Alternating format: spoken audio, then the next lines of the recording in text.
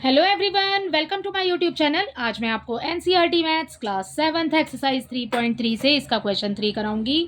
देखो बच्चे, क्वेश्चन 3 है, number of children in 6 different classes are given below, represent the data on the bar graph. ठीक है, आपको यहाँ पर 6 डिफरेंट क्लासेस का डाटा दिया हुआ है, आपको इसको रिप्रेजेंट करना है ऑन दी बार ग्राफ। ठीक है, आपको ये वाला डाटा दिया हुआ है बच्चे, क्लास दी है आपको 5th 6th 7th 8th 9th and 10th। ठीक है, एंड नंबर ऑफ चिल्ड्रन है इन सभी क्लासेस में 135। ठीक है, ये 6 के लिए हो गया, ये 7th 8th 9th and 10th। ठीक है, उसके बाद में आगे आपका क्वेश्चन है, फर्स्ट पार्ट यहाँ पर दिया है, how would you choose a scale. ठीक है, उसके बाद में आगे बेटा, पहले हम सबसे पहले यहाँ पर जो हमें बार ग्राफ बनाना है वो बार ग्राफ बना लेते हैं। After that we can see the questions. ठीक है, तो हम सबसे पहले बार ग्राफ बना रहे हैं यहाँ पर, जो हमें डाटा दिया है उसके अकॉर्डिंग।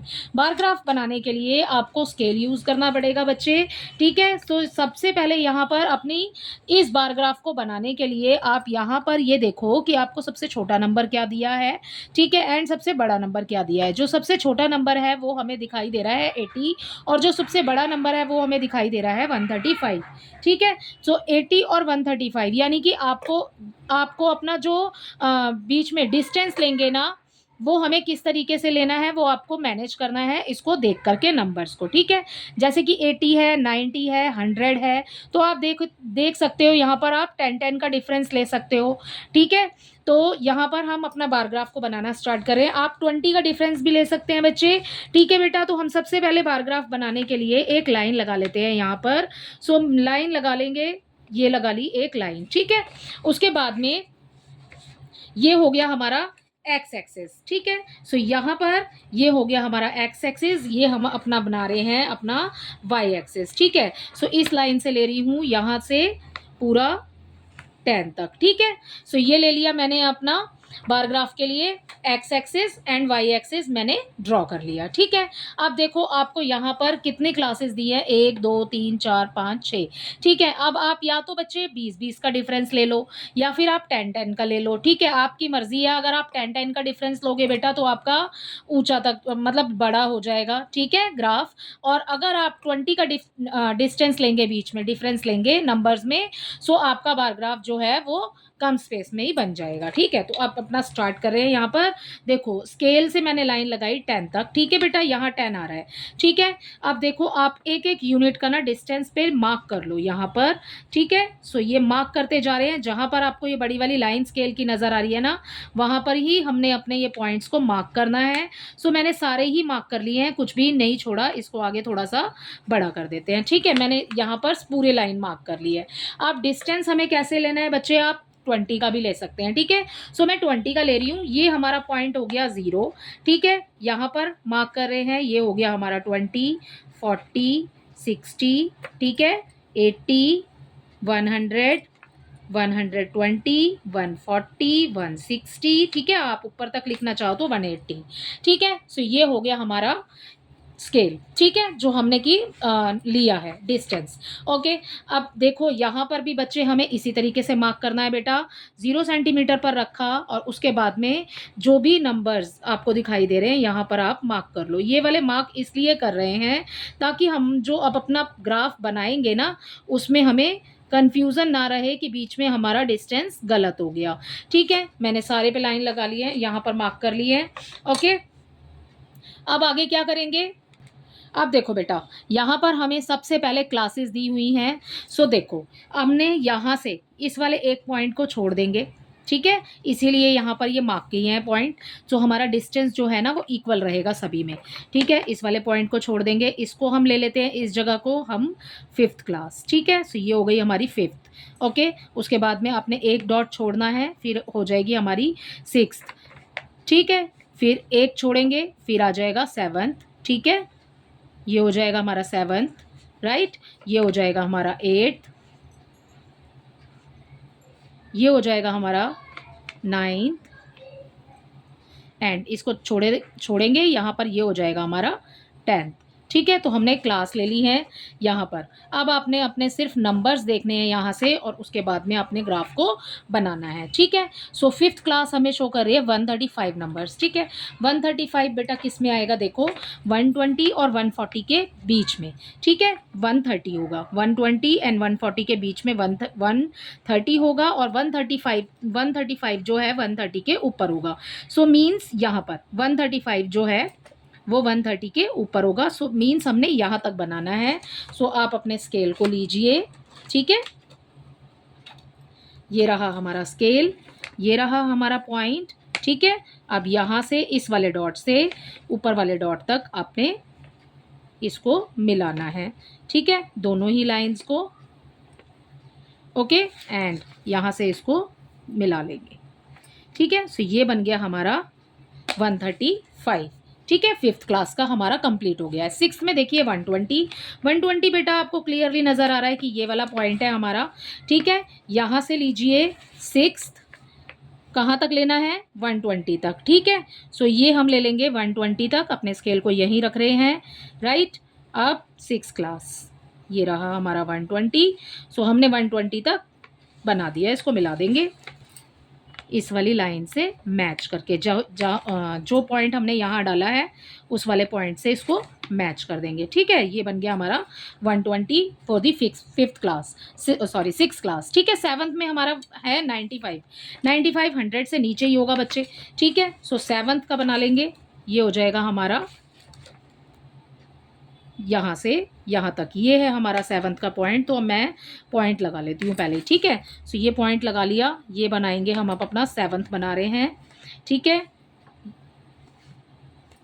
ये लीजिए, ये बन गया बेटा आपका ग्राफ, ये हो गया आपका 95। ठीक है, अगर आप लिखना चाहो तो इसके अंदर नंबर्स भी लिख सकते हैं। 135 हो गया, ये हो गया 120। ठीक है, ऐसे भी लिख सकते हो आप टेढ़े में। ठीक है, ये हो गया आपका 95।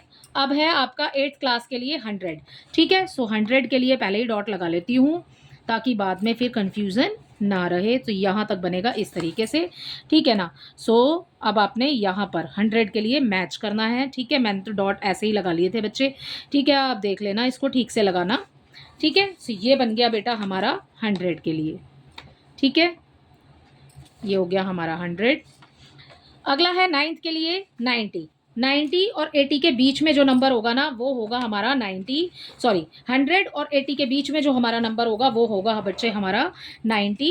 सो यहाँ पर 100 और 80 के बीच में जो है डॉट लगा लेती हूँ पहले ही बीच में।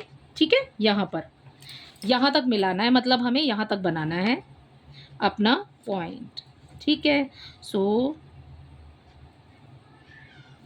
हमें क्या बनाना है, 90 बनाना है। ठीक है, सो यहाँ मिलाना है बेटा हमें इसके साथ। ठीक है, सो ये थोड़ा आगे तक हो गया है, ये नहीं है आपका।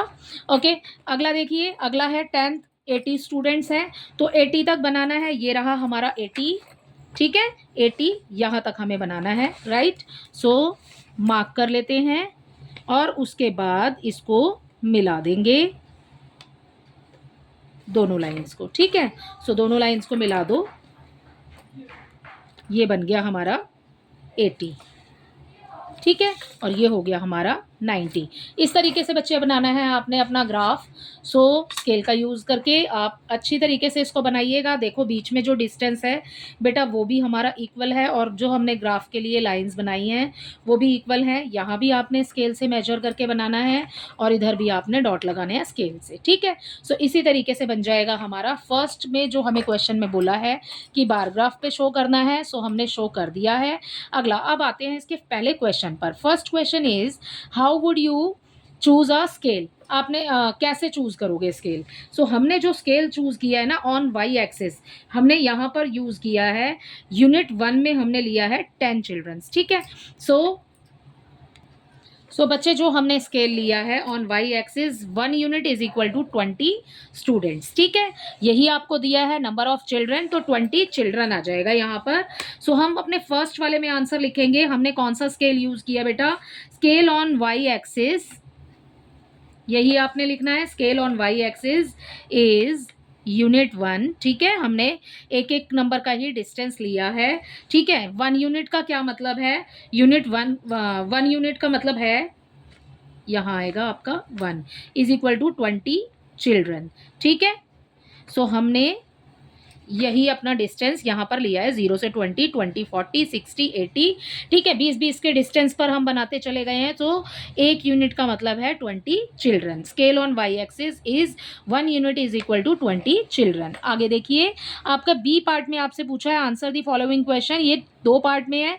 यहाँ पर देखो, इसका फर्स्ट पार्ट है which class has the maximum number of children and the minimum, ठीक है। आपसे सबसे पहले पूछा है maximum number of children. Maximum बेटा आप इसको इधर ही देख के बता सकते हो या फिर आप अपने ग्राफ में देख के बता सकते हो। जो सबसे बड़ा है आपका वही है मैक्सिमम नंबर ऑफ, ठीक है, चिल्ड्रन। सो आपसे मैक्सिमम नंबर ऑफ चिल्ड्रन पूछा है इन विच क्लास, ठीक है। सो मैक्सिमम नंबर हमें 5th में दिखाई दे रहा है 135। सो हम लिख देंगे बी पार्ट में, बी के फर्स्ट में, यहाँ पर 5th class has the maximum number of children, ठीक है। अब आपसे आगे पूछा है एंड द मिनिमम, सबसे कम किस में है आप देखो बेटा, इसके अंदर ही देखो या फिर आप अपने ग्राफ में देख लो, ठीक है। जो सबसे छोटा है ये कौन सी क्लास के लिए है, 10th क्लास के लिए, ठीक है। सो आप यहाँ लिख देंगे 10th क्लास, सिर्फ क्लास अलग आएगी, बाकी सारा आप इसी लाइन में से लिख सकते हैं। 10th class has the minimum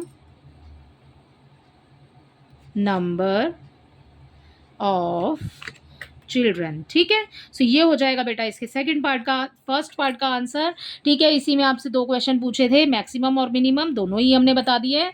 अगला देखिए इसका second, find the ratio of the student of class 6 to the student of class 8। आपसे रेशियो पूछा है स्टूडेंट ऑफ क्लास 6, ठीक है। सेकंड पार्ट कर रहे हैं student of class 6 to the student of class 8, ठीक है बेटा। रेशियो ऐसे ही निकालते हैं हम, अपॉन में लगा के स्टूडेंट ऑफ क्लास 8। जो आपसे पहले पूछा है उसको रखिए ऊपर, जो आपसे बाद में पूछा है उसको रखो नीचे। स्टूडेंट ऑफ क्लास 6 कितना है बेटा, यहाँ देखो 120, ठीक है, 120 ऊपर आ गया। स्टूडेंट ऑफ क्लास 8 100, 100 नीचे लगाइए, ये 0 से 0 कैंसिल हो जाएगा, ठीक है। 2 5 ज़ा 10, 2 6 ज़ा 12। तो रेशियो आपसे पूछा था, तो रेशियो आ गया बेटा हमारा 6:5। Student of class 6 to the student of class 8, ratio आ गया हमारा 6:5, ठीक है। सो यही है इसके इस वाले पार्ट का आंसर, सेकंड पार्ट का 6:5। इसी के साथ आपका क्वेश्चन नंबर 3 कंप्लीट होता है। आई होप ये क्वेश्चन आपको अच्छे से समझ आया होगा। Thank you.